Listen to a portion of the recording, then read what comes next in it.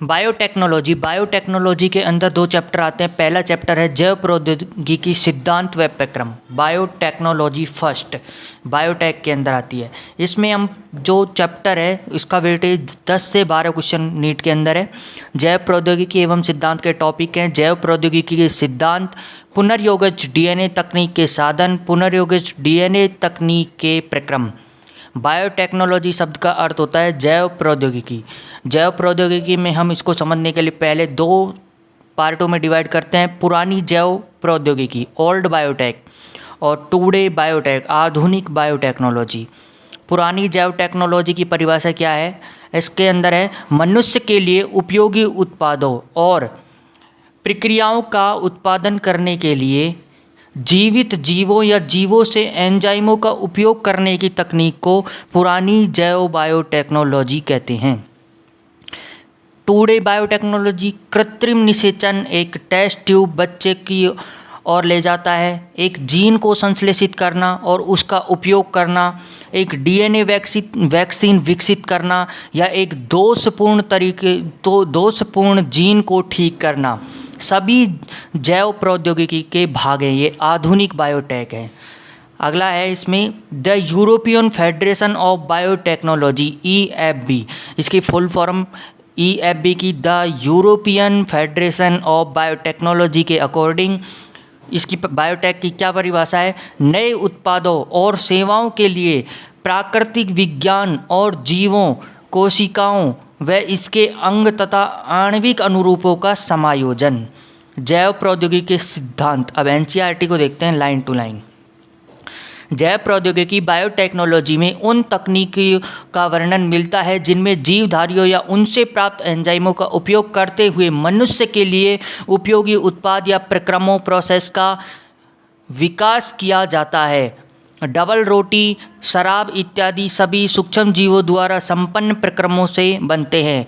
यह भी एक प्रकार से जैव प्रौद्योगिकी का परिणाम है। वर्तमान समय में सीमित अर्थ में जैव प्रौद्योगिकी को देखा जाए तो इनमें वे प्रक्रम आते हैं जिनमें आनुवांशिकतः रूपांतरित जेनेटिकली मॉडिफाइड जीवों का उपयोग उपर्युक्त पदार्थों को अधिक मात्रा में उत्पादन के लिए किया जाता है। आगे चलकर अनेक प्रक्रमों तकनीकों का समावेश जैव प्रौद्योगिकी में किया गया।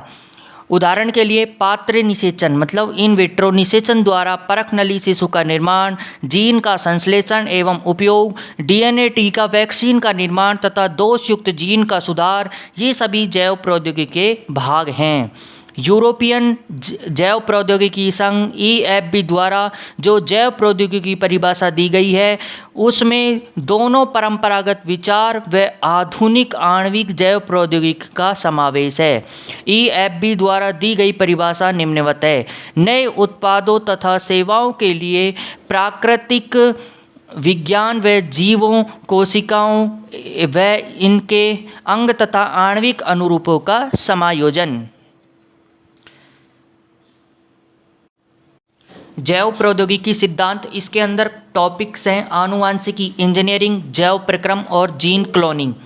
आनुवांशिक इंजीनियरिंग जेनेटिक बायोटेक, इसमें क्या होता है?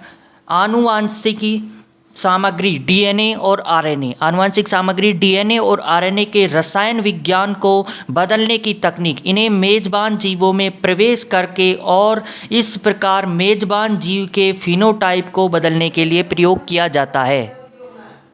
अगला है जैव प्रक्रम इंजीनियरिंग बायोटेक, टीके, एंजाइम आदि जैसे जैव प्रौद्योगिकी उत्पादों के निर्माण के लिए बड़ी मात्रा में केवल वांछित सूक्ष्म जीव यूकैरियोटिक सेल के विकास को सक्षम करने के लिए रासायनिक इंजीनियरिंग प्रक्रियाओं में सूक्ष्म जीव संदूषण मुक्त परिवेश का रखरखाव।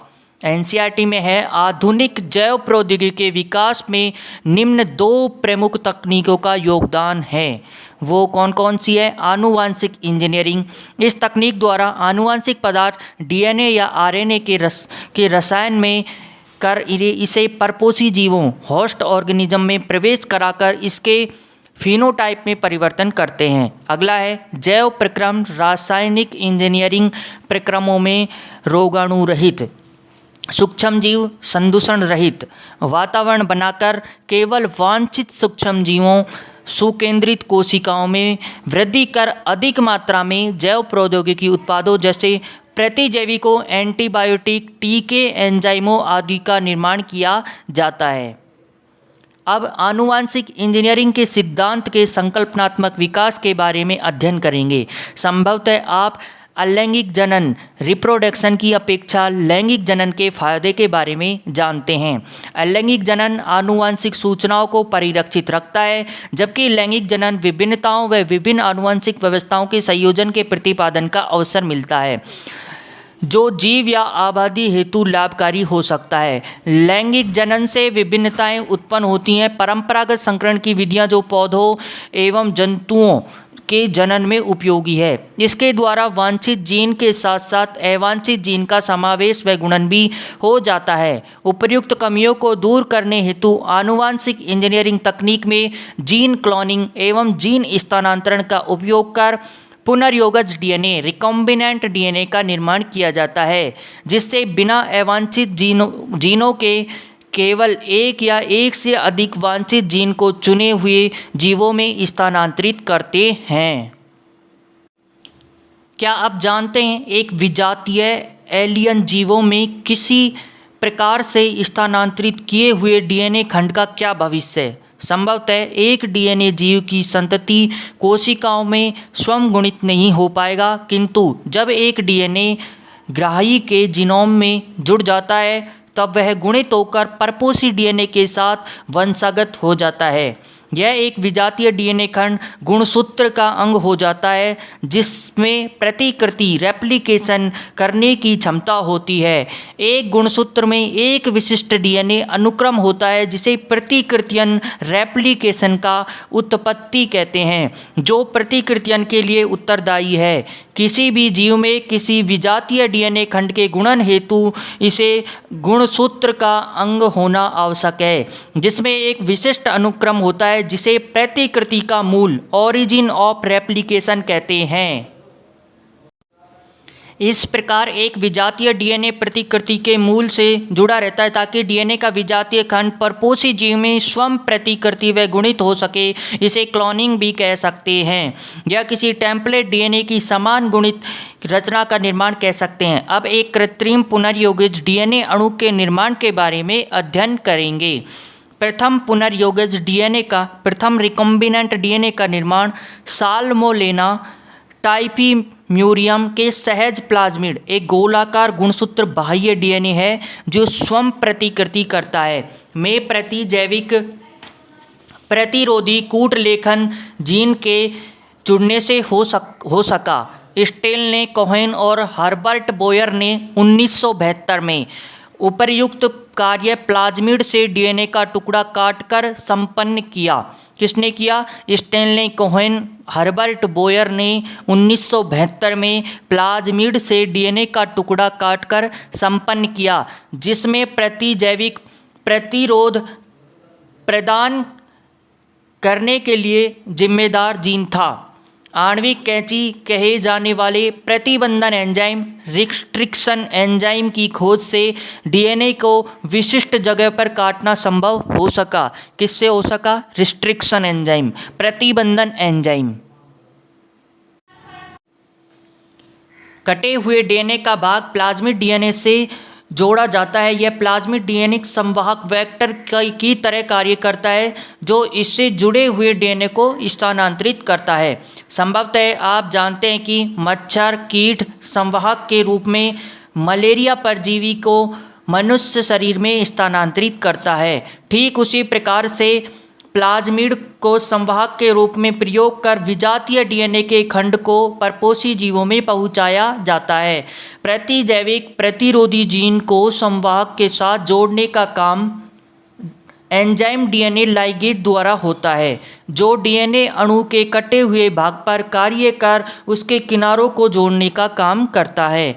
इस संयोजन से इन विट्रो मतलब पात्रे नए गोलाकार स्वतः प्रतिकृति बनाने वाले डीएनए का निर्माण होता है, जिसे पुनर्योगज डीएनए कहते हैं। यह एक डीएनए इसिचेरियाई कोलाई ई कोलाई एक जीवाणु जो साल्मोनेला से काफ़ी मिलता जुलता है में स्थानांतरित किया जाता है, तो यह एक नए परपोसी के डीएनए पॉलीमरेज एंजाइम का उपयोग कर अनेक प्रतिकृतियां बना लेता है।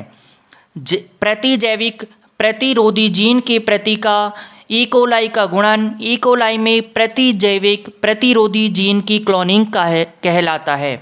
आप अनुमान लगा सकते हैं कि जीव के आनुवांशिक रूपांतरण में मूलभूत 3 चरण हैं। पहला है वांछित जीन युक्त डीएनए की पहचान करना, दूसरा है चिह्नित डीएनए का परपोसी में स्थानांतरण, तीसरा है स्थानांतरित डीएनए को परपोसी में सुरक्षित रखना तथा उसकी संतति में स्थानांतरण करना। पुनर्योजित डीएनए तकनीक के साधन क्या क्या टूल्स हैं?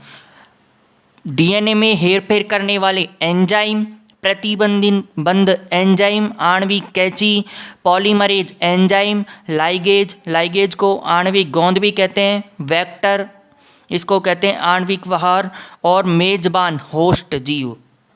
पुनर्योजित डीएनए तकनीक के साधन। अब हम पूर्ण वर्णित चर्चा में जान चुके हैं कि आनुवांशिक इंजीनियरिंग या पुनर्योजित डीएनए तकनीक तभी संपादित हो सकती है जब हमारे पास तकनीकी साधन जैसे प्रतिबंधन एंजाइम, पॉलीमरेज एंजाइम, लाइगेज, संवाहक व परपोसी जीव हो। अब इसमें से कुछ के बारे में विस्तृत अध्ययन करेंगे। पहला है प्रतिबंधित एंजाइम। वर्ष 1963 में 2 एंजाइम पृथक किए गए जो ई कोलाई के में जीवाणु भोजी बैक्टीरिया फाज की वृद्धि को रोक देता है। 1963 में 2 एंजाइम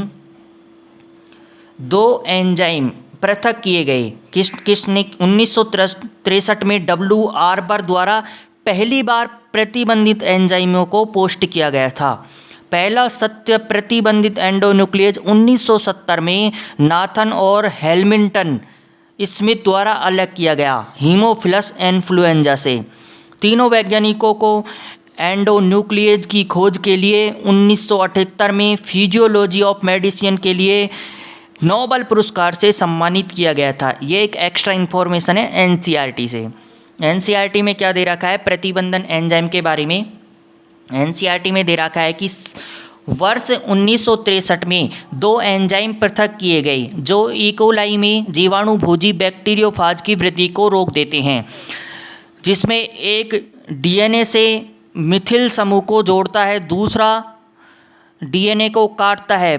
बाद वाले एंजाइम को प्रतिबंधन एंडोन्यूक्लियेज कहा गया। प्रथम प्रतिबंधन एंडोन्यूक्लियेज हिंद सेकंड, जिसका कार्य डीएनए न्यूक्लियोटाइड विशिष्ट क्रम पर निर्भर है। यह 5 वर्ष बाद पृथक किया और पहचाना गया। ऐसा पाया गया कि हिंद सेकंड डीएनए अणु को उस विशेष बिंदु पर काटते हैं जहां पर 6 क्षारक युग्मों बेस पेयर का एक विशेष अनुक्रम होता है। इस विशिष्ट अनुक्रम को हिंद सेकंड का पहचान अनुक्रम कहते हैं। हिंद सेकंड के अलावा आज 900 से अधिक प्रतिबंधन एंजाइमों के बारे में जानकारी है जो जीवाणुओं के 230 से जो बैक्टीरिया के 230 से अधिक प्रभेदों स्ट्रेस से पृथक किए गए हैं, जिनमें से प्रत्येक विभिन्न पहचान अनुक्रमों को पहचानते हैं। इन एंजाइमों के नामकरण में परंपरागत नाम का पहला शब्द वंश व दूसरा एवं तीसरा शब्द प्राकेंद्रकी कोशिकाओं की जाति से लिया गया है जिनसे ये पृथक किए गए हैं, जैसे ई को आर फर्स्ट, तो इसी चिड़ियाई कोलाई आर वाई 13 ई को आर फर्स्ट में वर्ण आर प्रभेद के नाम से लिया गया है। नाम के बाद रोमन अंक उस क्रम को दर्शाते हैं जिसको जीवाणु के प्रभेद से एंजाइम पृथक किया गया। जी नामकरण के बारे में और बताते हैं। देखिए, नाम का पहला अक्षर वंश, दूसरे 2 अक्षर प्रोकैरियोटिक कोशिकाओं की प्रजाति स्पीशीज जिससे वे अलग किए गए थे। उदाहरण के लिए ECOR फर्स्ट है, इसिचेरियाई कोलाई RY 13 से आता है। रोमन अंक वह क्रम जिसमें बैक्टीरियाओं के उस प्रकार से एंजाइम को अलग किया गया। हिंद सेकंड है, जैसे हिंद में हीमोफिलस H हो गया, IN हो गया इन्फ्लुएंजा, IN हो गया इन्फ्लुएंजा, D हो गया स्ट्रेन, और सेकंड हो गया आइसोलेशन का क्रम, आइसोलेशन का क्रम। प्रतिबंधन एंजाइम एंडोन्यूक्लियस कहलाने वाले एंजाइमों के बड़े वर्ग से आते हैं। एक्सोन्यूक्लियस दो प्रकार के होते हैं एवं एंडोन्यूक्लियस एक्सोन्यूक्लियस डीएनए के सिरे से न्यूक्लियोटाइड को अलग करते हैं, जबकि एंडोन्यूक्लियस डीएनए को भीतर विशिष्ट स्थलों पर काटते हैं। प्रत्येक प्रतिबंधन एंडोन्यूक्लियस डीएनए अनुक्रम की लंबाई के निरीक्षण के बाद कार्य करते हैं। जब यह अपना विशिष्ट अनुक्रम पहचान पा जाता है तब यह डीएनए से जुड़ जाता है तथा द्विकुंडलिन की दो लड़ियां या शर्करा फॉस्फेट आधार स्तंभों में विशिष्ट केंद्रकों पर काटता है। प्रत्येक प्रतिबंधित एंडोन्यूक्लियस डीएनए में विशिष्ट पैलिंड्रोमिक न्यूक्लियोटाइड अनुक्रम पहचाना गया है। पैलिंड्रोमिक सीक्वेंस क्या होता है? प्रत्येक प्रतिबंधित एंडोन्यूक्लियस डीएनए में एक विशिष्ट पैलिंड्रोमिक न्यूक्लियोटाइड अनुक्रमों को पहचाना है। जैसे 5 एंड पर GAATTC और 3 एंड पर हो गया, तो इसको उल्टा किया तो 3 एंड से CTTAAG, ऐसे जैसे मलयालम, रवर, तो ये ऐसे शब्द उल्टा सीधा पढ़ो तो एक समान, ऐसे ही पैलिंड्रोमिक क्रम होता है। क्या आप जानते हैं कि पैलिंड्रोमिक क्या है? ये वर्णों के समूह हैं जिन्हें आगे व पीछे दोनों तरफ से पढ़ने पर एक ही शब्द बनता है। जैसे मलयालम शब्द पैलिंड्रोम और डीएनए पैलिंड्रोम में अंतर है। डीएनए में पैलिंड्रोम में 4 युग्मकों का एक ऐसा अनुक्रम होता है जो पढ़ने के अभिविन्यास को समान रखते हैं पर दोनों लड़ियों में एक जैसे पढ़ा जाता है। उदाहरण निम्न अनुक्रमों में 5 एंड से 3 एंड दिशा में पढ़ने पर दोनों लड़ियों में एक जैसा पढ़ा जाता है। अगर इसे 3 एंड से 5 एंड दिशा में पढ़ा जाए तब भी यह एक समान बैठता है। जैसे अभी आपको एग्जाम्पल के लिए बताया 5 एंड से 3 एंड की ओर GAATTC, फिर इसको पढ़ते हैं 3 एंड से 5 एंड की ओर, तब भी ये वही बनेगा GAATTC, उल्टा सीधा एक समान।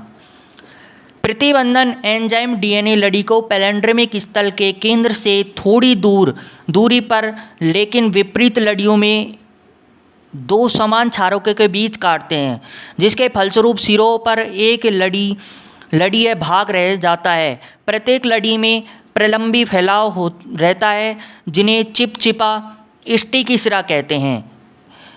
इसे यह नाम इसलिए दिया गया क्योंकि यह अपने पूरक कटे प्रतिरूप के साथ हाइड्रोजन बॉन्ड बनाते हैं। सिरों का यह चिपचिपापन एंजाइम डीएनए लाइगेज के कार्य में सहायता प्रदान करता है। प्रतिबंधन एंडोन्यूक्लियस का उपयोग आनुवांशिक इंजीनियरिंग में डीएनए के पुनर्योगज अणु बनाने में किया जाता है, जो विभिन्न स्रोतों या जीनोम से प्राप्त डीएनए से मिलकर बना होता है। एक ही प्रतिबंधन एंजाइम द्वारा काटने पर प्राप्त होने वाले डीएनए खंड में समान प्रकार के चिपचिपे सिरे होते हैं, जो डीएनए लाइगेज की सहायता से आपस में किनारों से किनारा जुड़ जाते हैं। आप पूर्ण रूप से सहमत हो चुके होंगे कि सामान्यतः जब हम संवाहक व स्रोत डीएनए एक ही प्रतिबंधन एंजाइम द्वारा नहीं काटे जाते तब तक पुनर्योग्य संवाहक अणु का निर्माण नहीं हो सकता। डीएनए खंड का पृथक्करण एवं विलगन दूसरा टॉपिक आ चुका है। प्रतिबंधन एंडोन्यूक्लियस द्वारा डीएनए को काटने के परिणाम स्वरूप डीएनए का खंडन हो जाता है। इस खंडों का एक तकनीक द्वारा अलग कर सकते हैं जिसे जैल वैद्युत का संचलन इलेक्ट्रोफोरेसिस कहते हैं। चूँकि डीएनए खंड ऋणात्मक आवेशित चार्ज अणु होते हैं, इसलिए इन्हें विद्युत क्षेत्र में माध्यम आदात्री द्वारा एनोड की तरफ सफलतापूर्वक भेजकर अलग कर सकते हैं। आजकल बहुत ही सामान्य रूप से उपयोग किए जाने वाला माध्यम एगारोज है, जो समुद्री घास सीवीड्स से निकाला गया है। यह प्राकृतिक बहुलक है। एगारोज प्राकृतिक बहुलक है, समुद्री घास सीवीड से निकाला गया है। डीएनए खंडों को एगारोज जेल से छलनी प्रभाव द्वारा उसके आकार के अनुरूप अलग करते हैं। इस कारण खंड जितने छोटे आकार के होंगे वे अधिक दूर तक जाएंगे। चित्र 11.3 में दर्शाया गया भी है। पृथक डीएनए खंड को तभी देख सकते हैं जब इस डीएनए को इथिडियम ब्रोमाइड नामक यौगिक से अभिरंजित कर पराबैंगनी विकिरणों से अनावृत करते हैं। किससे अनावृत करते हैं? पराबैंगनी किरणों से इथिडियम ब्रोमाइड नामक यौगिक से अभिरंजित करते हैं। आप शुद्ध डीएनए खंडों को दृश्य प्रकाश में बिना अभिरंजित किए नहीं देख सकते। इथिडियम ब्रोमाइड अभिरंजित स्टैंड जेल को पराबैंगनी प्रकाश से अनावृत करने पर डीएनए की चमकीली नारंगी रंग की पट्टियां दिखाई पड़ती हैं। डीएनए की पृथक पट्टियों को एगर और जेल से काट कर निकालते हैं और जेल के टुकड़ों से निष्कासित कर लेते हैं। इस प्रकार का क्षालन इल्यूशन के कहते हैं, इसे क्षालन कहते हैं। इस तरह से शुद्ध किए गए डीएनए को क्लोनिंग संवाहक से जोड़कर पुनर्योजित डीएनए निर्माण में उपयोग किया जाता है। अगला टॉपिक है क्लोनिंग संवाहक, क्लोनिंग वेक्टर।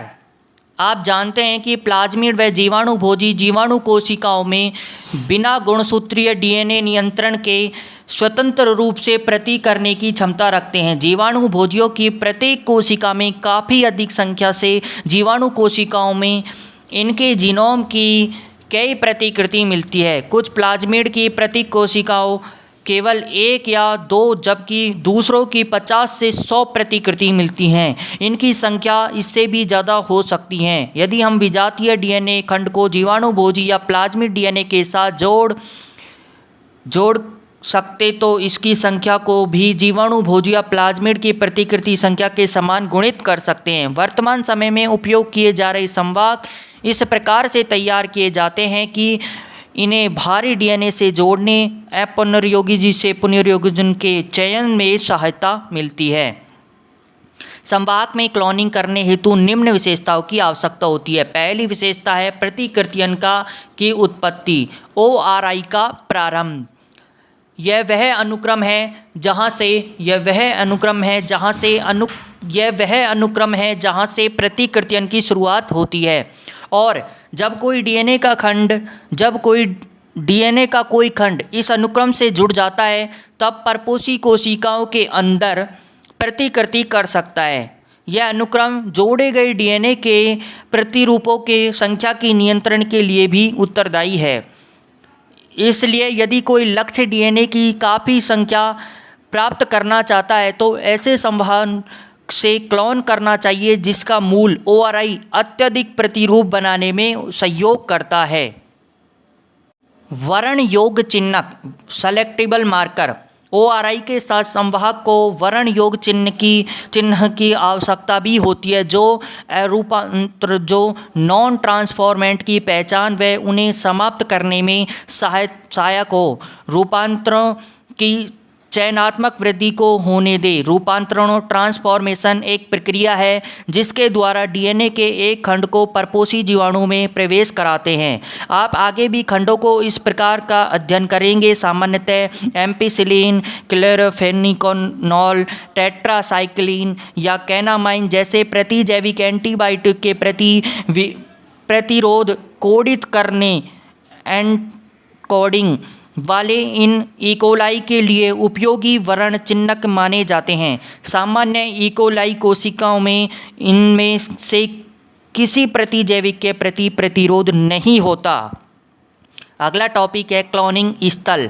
विजातीय डीएनए को जोड़ने हेतु सामान्य काम में लिए जा रहे प्रतिबंधित एंजाइम के लिए संवाहक में कुछ या एक ही पहचान स्थल होना चाहिए। संवाहक के अंदर एक से अधिक पहचान स्थल होने पर इसके कई खंड बन जाते हैं जो जीन क्लोनिंग को जटिल बना देते हैं। विजातीय डीएनए का बंधन लिगेशन उन दोनों प्रतिजैविक प्रतिरोधी जीनों में से एक में स्थित प्रतिबंधन स्थल पर किया जाता है। उदाहरण के लिए आप विजातीय डीएनए को संवाहक PBR 322 में स्थित टेट्रासाइक्लिन प्रतिरोधी जीन के स्थल से जोड़ सकते हैं।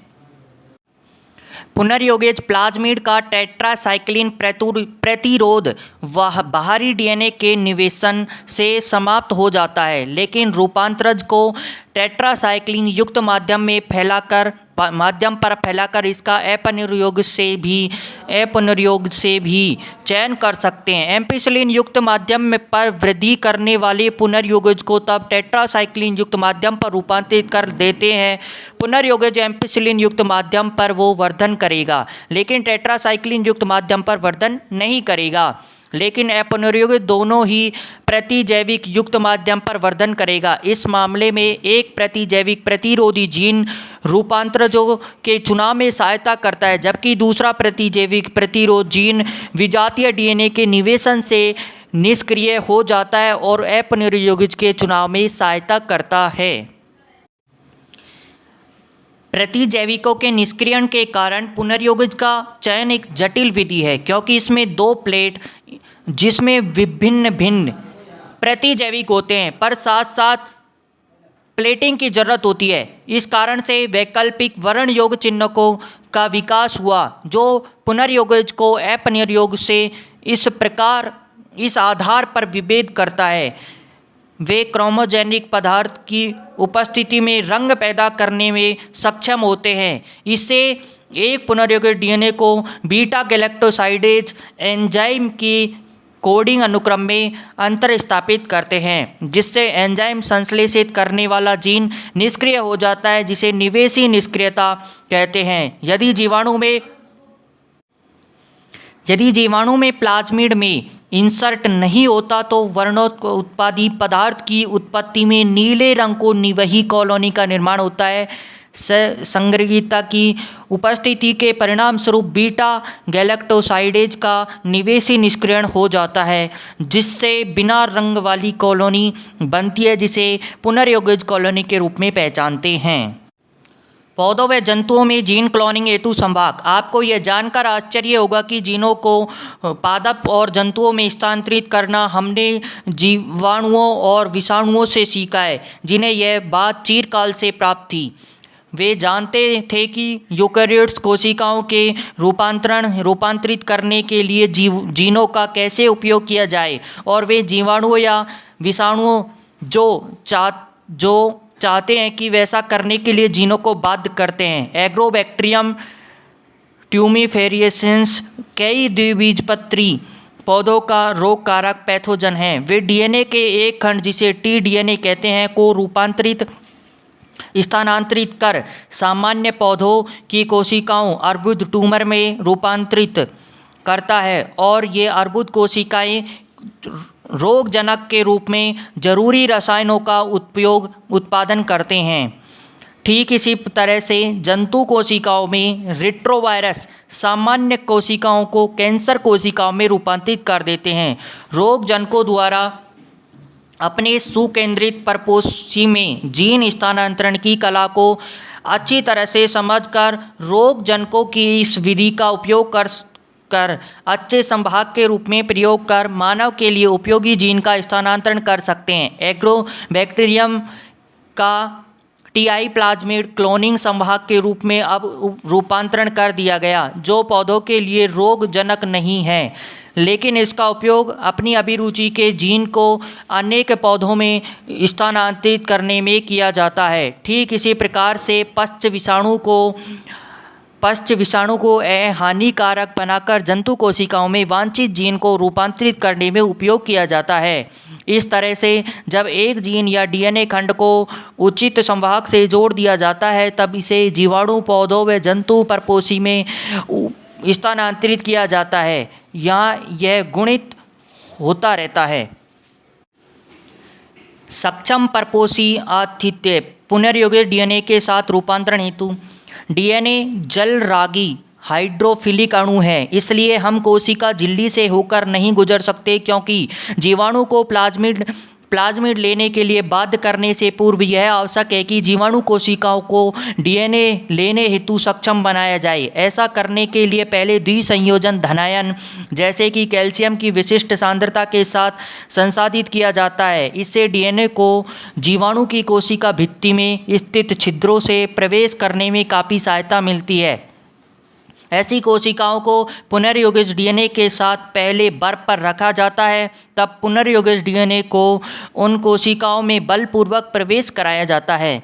जिसके बाद उन्हें थोड़े समय के लिए 42 डिग्री सेल्सियस ताप पर रखा जाता है और पुनः इसे वापस बर्फ पर रखा जाता है। ऐसा करने से पुनर्योजित डीएनए जीवाणुओं में प्रवेश कर जाता है। परपोषी कोशिकाओं में विजातीय